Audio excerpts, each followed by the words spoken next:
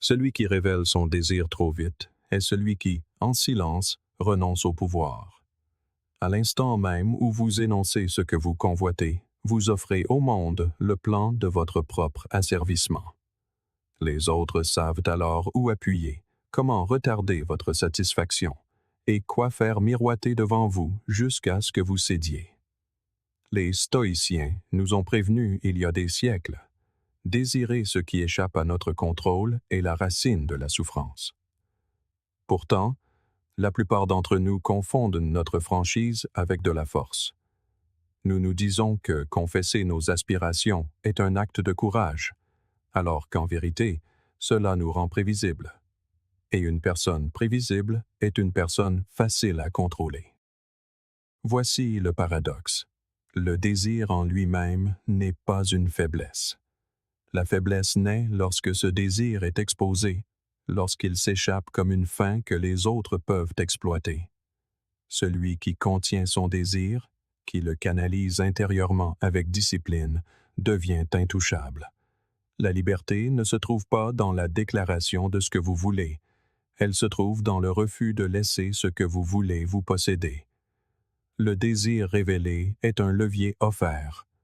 Dès que votre fin devient visible, vous vous placez dans une position où les autres peuvent l'utiliser contre vous. Imaginez-vous entrer dans une négociation et avouer « Je ferai n'importe quoi pour ce poste ». Que se passe-t-il alors? Vous leur avez indiqué où appuyer. Ils savent que vous tolérerez de longues heures, un traitement injuste et même le manque de respect, parce que vous avez annoncé votre désespoir. Ou imaginez murmurer à quelqu'un qu'il est tout pour vous. Soudain, le silence qu'il vous offre pèse plus lourd que ces mots n'auraient jamais pu le faire. En admettant ce sans quoi vous ne pouvez vivre, vous lui donnez le pouvoir de vous rendre agité, anxieux ou docile. Épictète disait « La liberté est le seul but digne d'une vie. On l'obtient en méprisant les choses qui sont hors de notre contrôle. » Lorsque vous affichez ouvertement ce que vous convoitez, vous abandonnez cette liberté. Ce qui rend cette vérité si inconfortable, c'est à quel point il semble naturel de confesser ses désirs. La société nous dit que la vulnérabilité crée du lien, que dire ce que l'on veut est une preuve de courage. Pourtant, maintes et maintes fois, ceux qui proclament leur désir trop tôt se retrouvent déçus. Marc Aurèle observait « Tu as le pouvoir sur ton esprit, pas sur les événements extérieurs. Prends conscience de cela, et tu trouveras la force. » Ce que vous voulez existe dans le monde extérieur, entre les mains d'autres personnes. Au moment où vous le révélez, vous ancrez vos émotions à ce qui est au-delà de votre commandement. Le schéma se répète partout. Un employé implore un manager pour obtenir de la reconnaissance et, au lieu d'être valorisé, on lui accorde juste assez d'attention pour le maintenir dans un état de besoin. Un amant proclame sa dévotion trop rapidement et, au lieu d'approfondir le lien, l'atmosphère change, car la certitude tue le mystère, et une fin trop bruyamment exprimée diminue la valeur. Sénèque écrivait « Celui qui est esclave de ses désirs est plus misérable que celui qui porte le joug d'un autre. »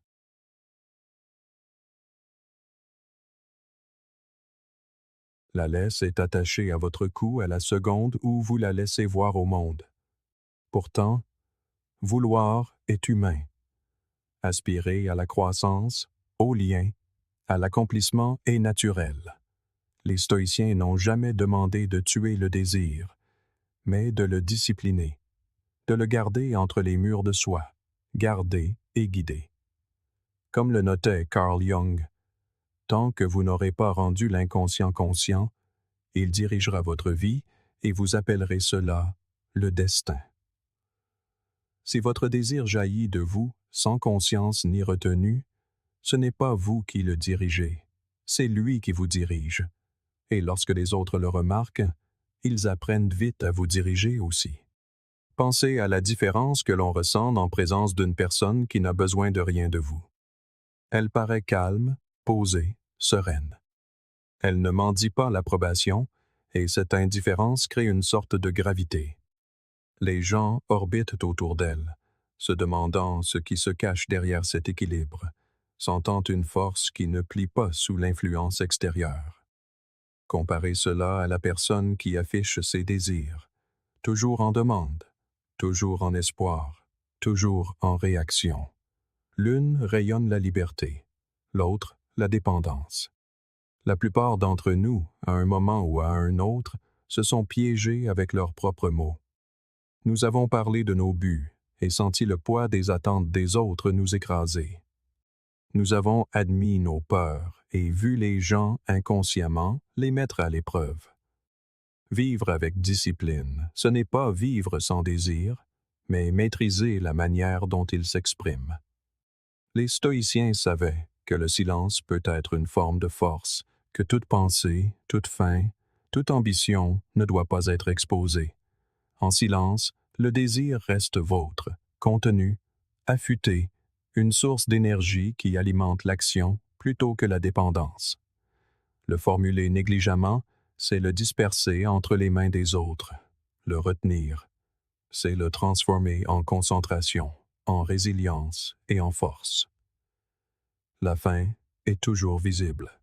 Même si vous essayez de la cacher, les gens sentent quand vous voulez quelque chose avec trop d'ardeur. Cela transparaît dans votre ton, votre posture, la manière dont votre attention s'accroche à l'objet de votre désir. Et une fois perçu, cela change la façon dont les autres vous traitent. Le mystère n'invite pas à l'attaque. Le besoin, si.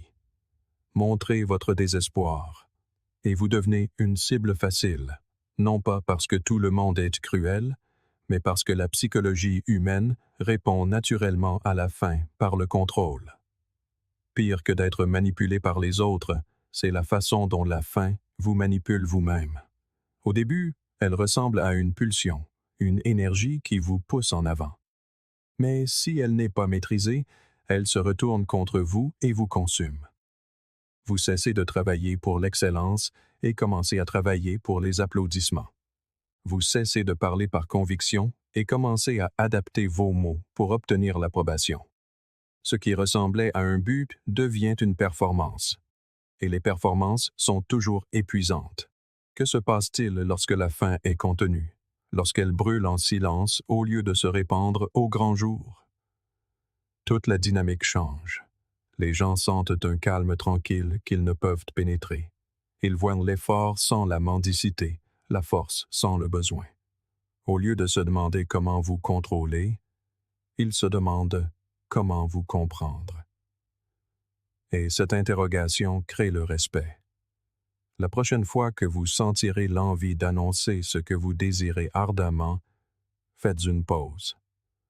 Demandez-vous si l'exposition de ce désir vous rendra plus libre ou moins libre. La vérité est que le désir révélé est un levier offert. Celui qui apprend à le retenir avec patience, avec calme, avec discipline, se tiendra toujours plus droit que celui qui le révèle trop tôt. La société fait l'éloge de la vulnérabilité constante, mais la sagesse réside dans le discernement.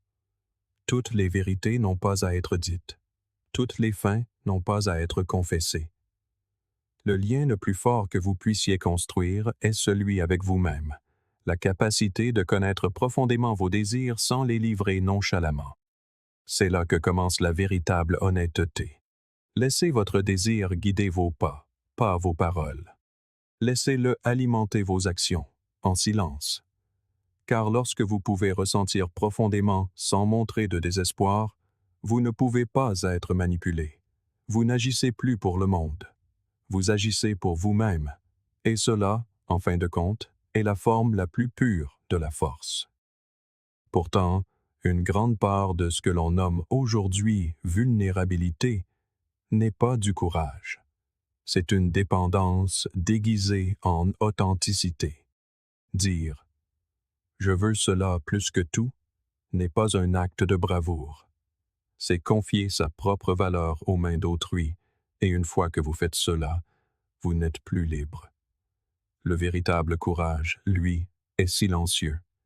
Il ne crie pas, il ne réclame pas l'attention, il n'en a pas besoin. C'est la quiétude de celui qui semble déjà tout posséder, même s'il est encore en train de bâtir, de lutter, de devenir. Et cette quiétude dérange les autres, car tandis qu'ils s'accrochent à l'approbation, vous marchez comme si vous n'aviez besoin de rien. Tandis qu'ils exposent chaque espoir en attendant une validation, vous vous tenez comme quelqu'un dont la valeur est déjà assurée de l'intérieur. Sénèque a capturé cet esprit en écrivant « La plus grande richesse est une pauvreté de désir ». Entrer dans n'importe quel espace sans besoin apparent, c'est y entrer riche, même si le monde ne vous a pas encore accordé ses récompenses. Observez à quel point les gens réagissent différemment face à ceux qui semblent contents. Ils les respectent, même en silence.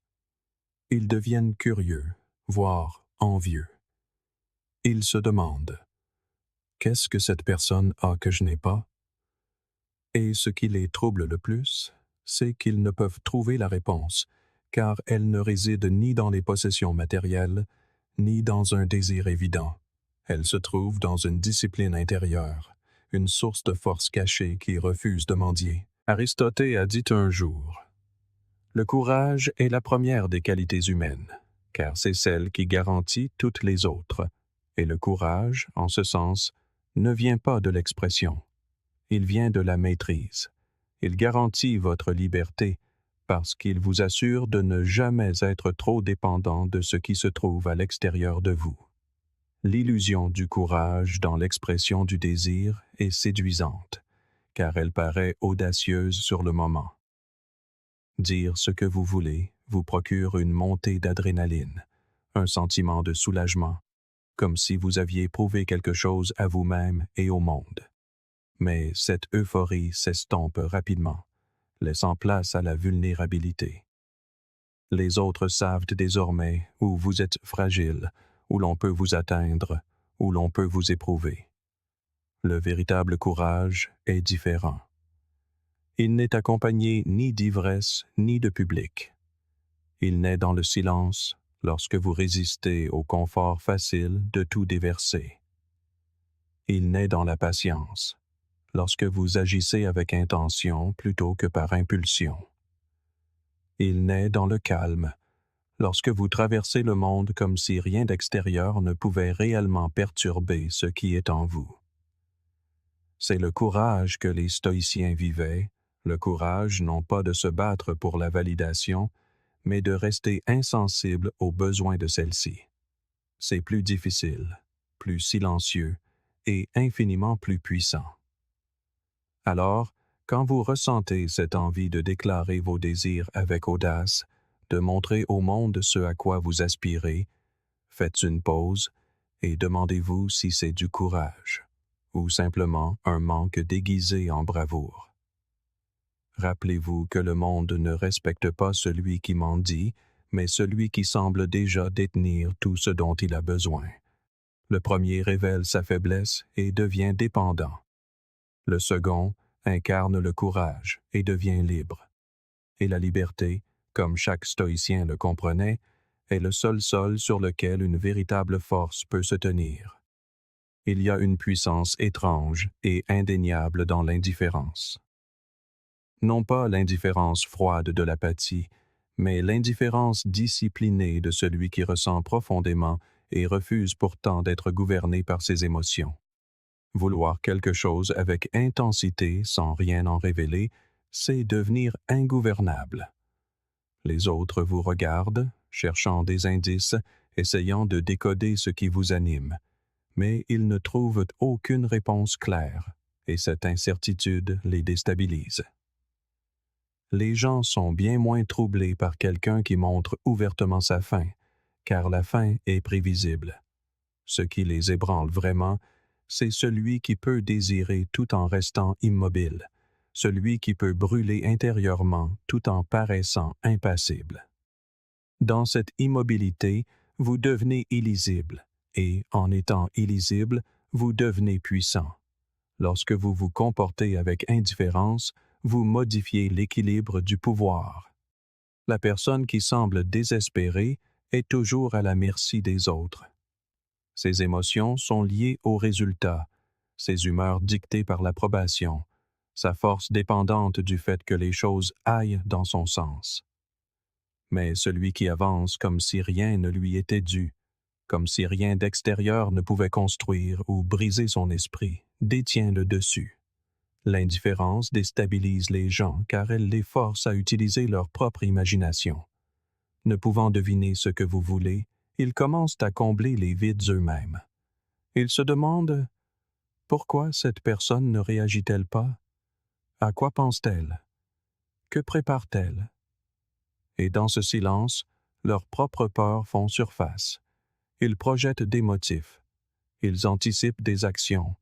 Ils préparent des défenses contre des menaces que vous n'avez peut-être même pas envisagées. Pendant ce temps, vous restez stable, non parce que vous complotez sans cesse, mais parce que vous n'êtes pas dérangé par le bruit. Carl Jung a noté un jour « Là où règne la sagesse, il n'y a pas de conflit entre la pensée et le sentiment. » La véritable indifférence harmonise les deux. Elle vous permet de ressentir profondément tout en pensant clairement, sans laisser les émotions vous entraîner dans le chaos. Observez n'importe quel environnement, lieu de travail, relations, cercles sociaux, et remarquez qui est le plus souvent mis à l'épreuve. C'est rarement celui qui se tient calmement détaché. C'est presque toujours celui qui rend ses désirs trop évidents. Lorsque vous déclarez ouvertement « J'ai besoin de cette opportunité » ou « Je ne peux pas vivre sans cette personne », vous invitez les épreuves. Mais lorsque vous agissez comme si votre vie était pleine avec ou sans ce que les autres offrent, les épreuves diminuent, non pas parce que le monde devient soudainement bienveillant, mais parce que les gens hésitent à tester ceux qui ne semblent pas avoir besoin d'eux. Aristote a écrit « L'homme idéal supporte les accidents de la vie avec dignité et grâce, tirant le meilleur parti des circonstances. » C'est le cœur de l'indifférence. Non pas cesser de se soucier, mais se comporter avec dignité, quel que soit le résultat. Ce qui rend l'indifférence puissante, c'est qu'elle vous donne des options. Lorsque vous êtes consumé par le besoin, vous vous piégez vous-même. Vous attendez avec anxiété la décision de quelqu'un d'autre, sa validation, son acceptation. Mais lorsque vous cultivez l'indifférence, vous retrouvez la liberté. Vous n'êtes plus lié à un seul résultat, une seule personne, un seul chemin. Vous pouvez vous éloigner, et cette capacité à partir devient votre force. Épictète enseignait « Ce ne sont pas les choses elles-mêmes qui nous troublent, mais les jugements que nous portons sur elles. » Lorsque vous abandonnez le jugement selon lequel un résultat spécifique définit votre valeur, vous cessez d'être troublé. Vous agissez, vous avancez, vous vous adaptez, mais vous ne mendiez jamais. Et ne vous y trompez pas, les gens le remarquent. Ils remarquent lorsque vous n'êtes pas facilement ému. Ils remarquent lorsque vous ne réagissez pas à la provocation, lorsque vous ne vous effondrez pas sous la pression, lorsque vous ne vous accrochez pas à eux pour obtenir une validation. Et cette observation se transforme en respect, même s'il n'est jamais exprimé. Cela vous rend plus difficile à manipuler, plus difficile à prédire, plus difficile à saper. Car que peut-on faire pour contrôler une personne qui ne montre aucune dépendance visible à votre égard? Jung croyait que la forme la plus profonde de pouvoir est la possession de soi. Être si fermement ancré dans son monde intérieur qu'aucune traction externe ne peut vous arracher à vous-même. L'indifférence, en ce sens, n'est pas un détachement de la vie, mais un attachement à votre propre centre. Cela ne signifie pas devenir une pierre ou prétendre que vous ne vous souciez de rien. La véritable indifférence ne consiste pas à éteindre les émotions. Elle consiste à maîtriser leur expression. C'est choisir quand, comment et à qui vous révélez ce qui compte pour vous. C'est paraître complet, que vous receviez ou non ce que vous désirez. Cet équilibre terrifie les autres car il vous rend imprévisible. Ils ne savent pas si vous êtes investi, si vous observez, si vous êtes sur le point de partir, et cette incertitude les maintient prudents. Sénèque a écrit « Le sage se contente de son sort, quel qu'il soit, sans souhaiter ce qu'il n'a pas. » Ce contentement n'est pas de la paresse, c'est de la force. C'est le bouclier de l'indifférence qui vous permet de vous engager dans le monde sans en être esclave. Alors demandez-vous, que se passerait-il si vous ne tressailliez plus face à la perte, si vous ne vous accrochiez plus aux résultats, si vous pouviez vouloir sans mendier? Vous gagneriez quelque chose de rare, la liberté. La liberté d'agir sans peur, de parler sans calcul, de marcher sans hésitation. Et dans un monde où la plupart sont esclaves de leur fin visible, cette liberté semble dangereuse. C'est le pouvoir de celui qui ne peut être acheté, ni menacé, ni acculé. C'est la force tranquille de l'indifférence. Les stoïciens ne nous ont jamais appris à tuer le désir. Ils nous ont appris à le maîtriser, à le contenir en nous pour qu'il nous alimente, mais ne nous contrôle jamais. Et cette maîtrise crée une présence rare à toute époque, une présence qui semble calme, ancrée et hors de portée. L'indifférence, dans sa forme la plus pure, n'est pas l'absence de soucis. C'est l'absence d'esclavage aux soucis. Et une fois que vous maîtrisez cela, vous cessez d'être un pion mu par les autres et devenez une force qui se meut selon ses propres termes. Ceux qui accomplissent le plus l'annoncent rarement.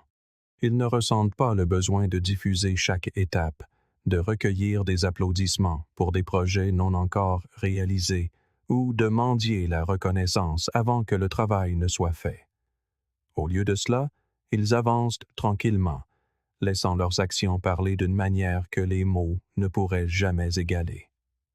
Dans un monde obsédé par le bruit, le silence devient un bouclier. Ce qui est silencieux est plus difficile à contrer, et ce qui est caché est plus difficile à détruire. Les stoïciens comprenaient bien cette discipline. Ils croyaient que plus vous vous concentrez sur la force intérieure et le calme extérieur, moins vous devenez vulnérable aux tempêtes de la fortune ou aux opinions des autres. Quand vous bâtissez dans l'ombre et agissez en silence, vous vous rendez inébranlable, car personne ne sait où frapper. Pensez à toute l'énergie que les gens gaspillent à proclamer leurs ambitions. Ils annoncent leurs objectifs, décrivent leurs plans et cherchent constamment la validation pour ce qu'ils ont l'intention de faire. Mais, en agissant ainsi, ils invitent l'ingérence.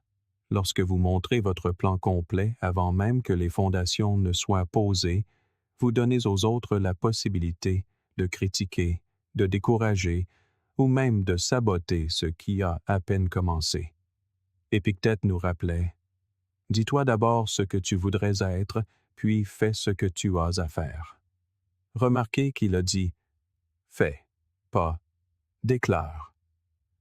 C'est l'acte lui-même qui compte. La déclaration, à moins d'être soigneusement choisie, affaiblit souvent le pouvoir de l'acte en l'exposant à des regards inutiles. Ce n'est pas sans raison que le silence a toujours eu une sorte de gravité. Le travailleur discret, le leader calme, le bâtisseur discipliné, ce sont eux qui laissent les autres dans l'expectative. La curiosité grandit autour d'eux, car leurs mouvements ne sont pas évidents. Ils ne se vantent pas de ce qu'ils vont faire. Ils arrivent avec des résultats déjà en main.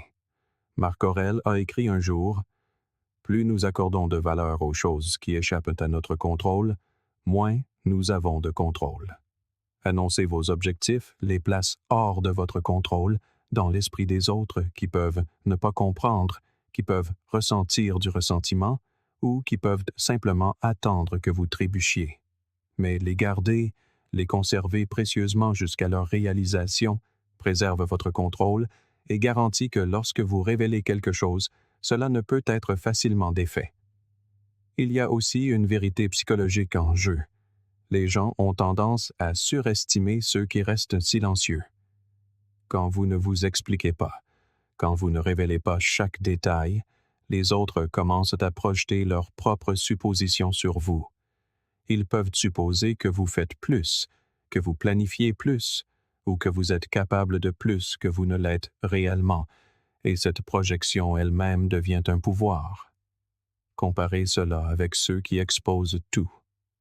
Leurs mises à jour constantes, leurs explications et leurs déclarations ne créent aucun mystère. Ils peuvent paraître ouverts, mais une ouverture sans discernement mène souvent à la fragilité.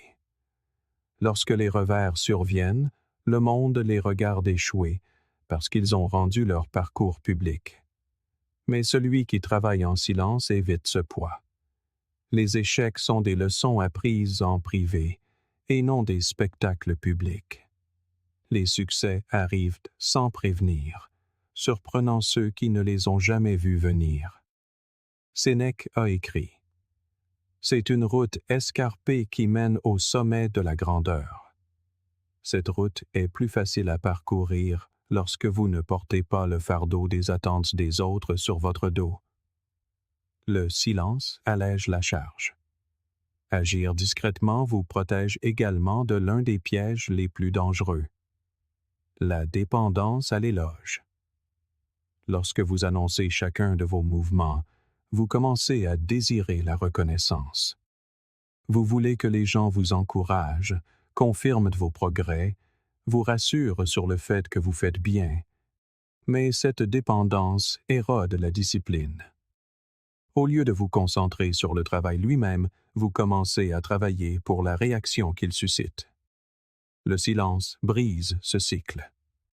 Quand personne ne sait ce que vous construisez, vous travaillez pour vous seul.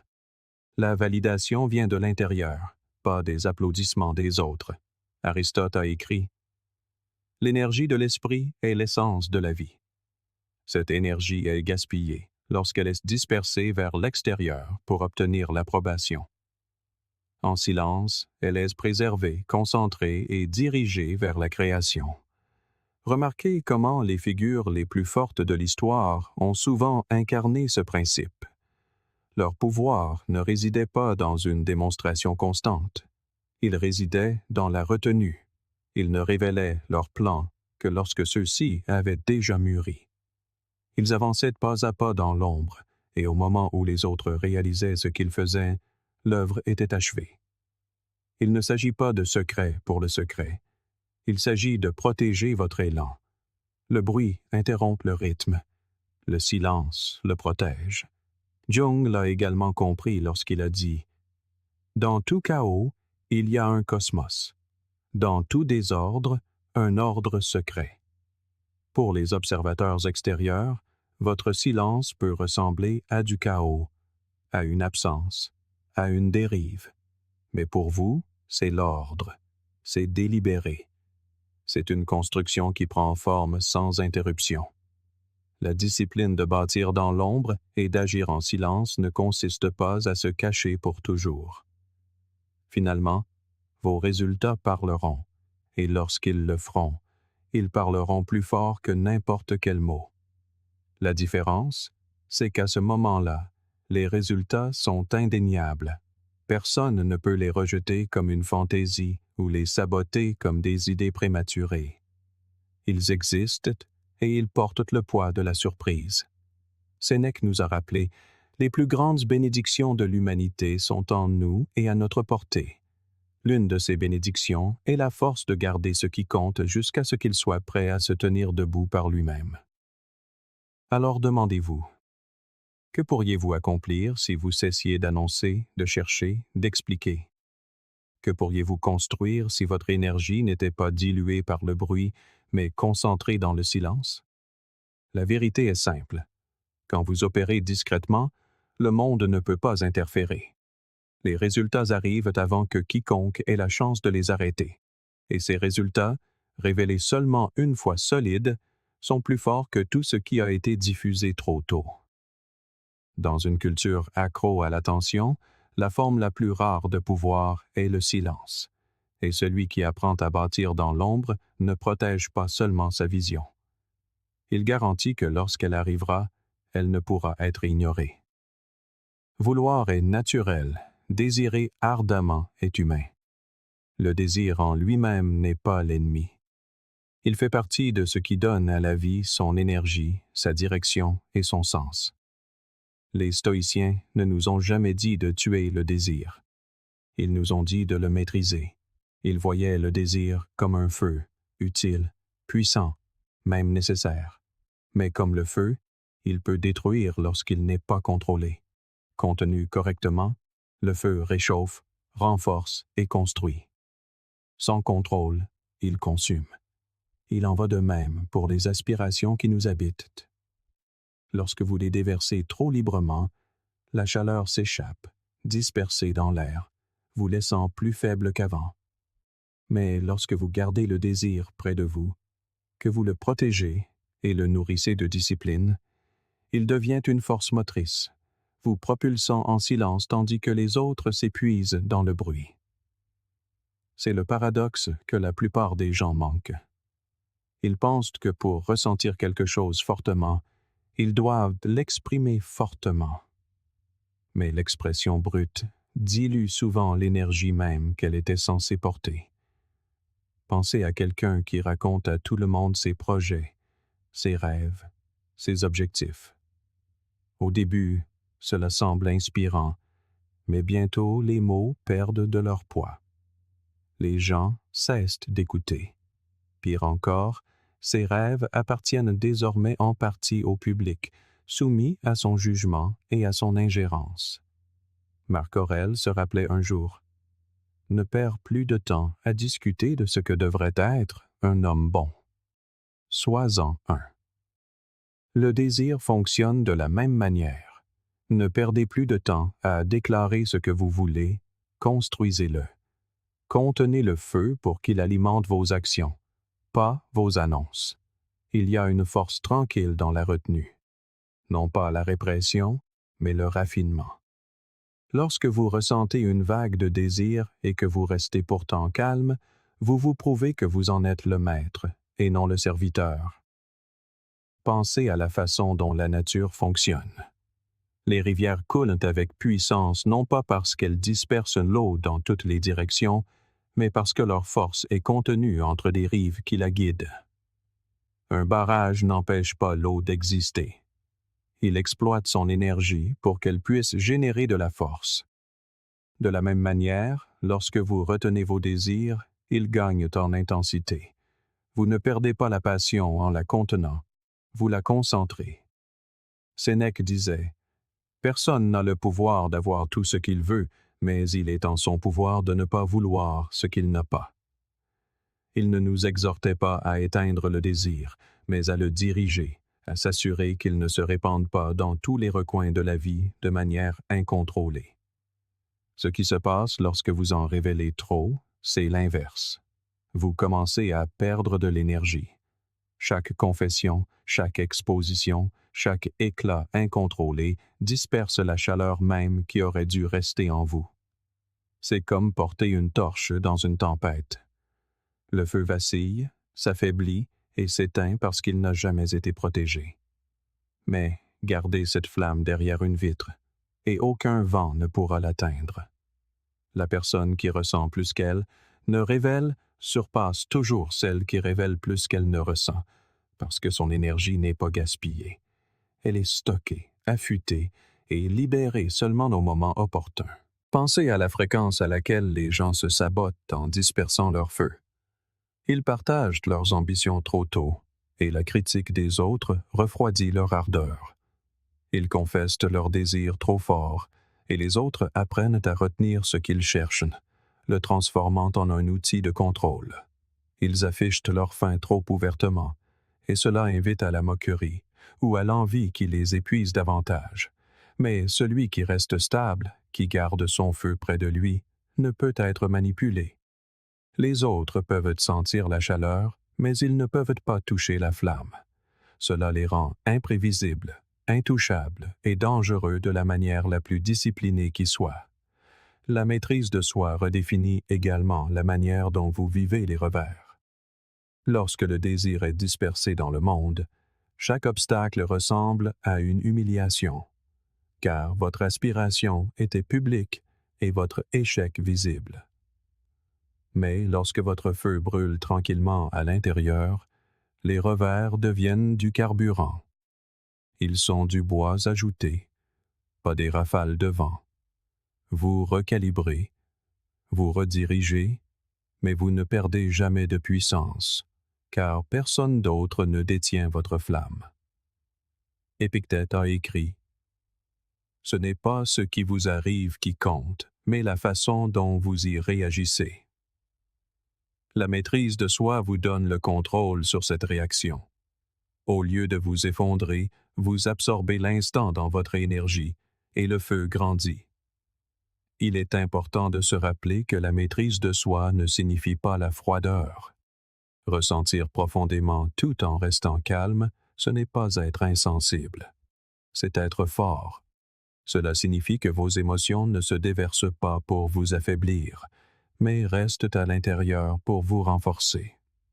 Jung a dit un jour: « Votre vision ne deviendra claire que lorsque vous regarderez dans votre cœur.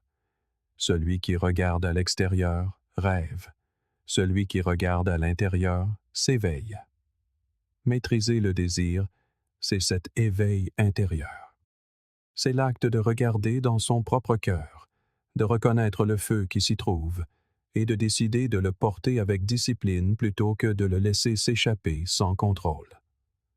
Le monde encouragera toujours l'expression. Il vous dira de parler, de partager, de diffuser, d'exposer. Mais ce que le monde ne vous dit pas, c'est qu'à chaque fois que vous le faites, vous cédez un peu de votre feu. Le chemin stoïcien préconise le contraire. Gardez votre énergie, contenez votre faim. Utilisez-la pour agir, pas pour annoncer, car le pouvoir ne vient pas de la force avec laquelle vous déclarez ce que vous voulez.